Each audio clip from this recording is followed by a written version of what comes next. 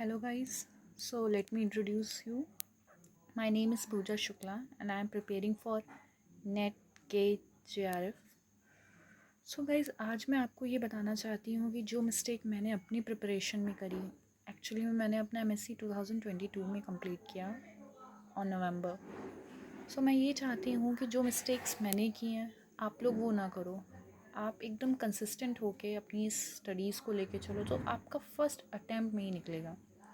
अगर आपने पूरी कंसिस्टेंसी के साथ, पूरी ऑनेस्टी के साथ, विदाउट गैप, रेगुलरिटी के साथ पढ़ा है तो आपका फ़र्स्ट अटैम्प्ट में ही क्रैक होगा गाइस. तो मुझे जो लगता है कि जिस 4 या 5 पेपर को अगर आप अच्छे से कर लो तो भी आपका नेट गेट हो सकता है. इतना तो मैं एश्योरिटी के साथ कह सकती हूँ. और वो 4 मेजर सब्जेक्ट्स कौन से हैं? First, quantum. Quantum is so important. मेरा तो कोर सब्जेक्ट, मुझे क्वांटम बहुत पसंद है.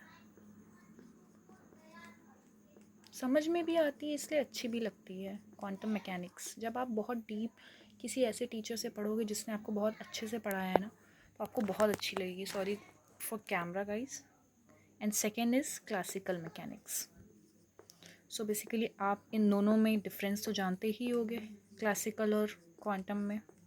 क्लासिकल जो हम मैक्रोस्कोपिक ऑब्जेक्ट्स के साथ डील करते हैं, एंड क्वांटम जिसमें हम सब एटॉमिक पार्टिकल्स, इलेक्ट्रॉन्स के बारे में पढ़ते हैं, माइक्रोस्कोपिक ऑब्जेक्ट्स के बारे में पढ़ते हैं.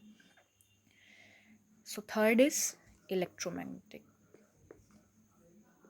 Theory. Fourth one is mathematical physics. वैसे भी आप लोग को ये तो पता ही होगा कि विदाउट मैथमेटिक्स तो हम कुछ कर ही नहीं सकते हैं. Physics is incomplete without mathematics.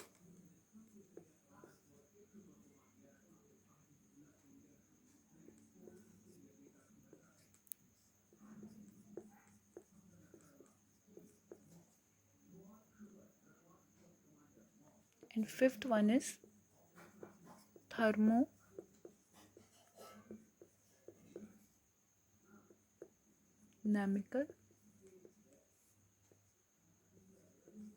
and statistical physics.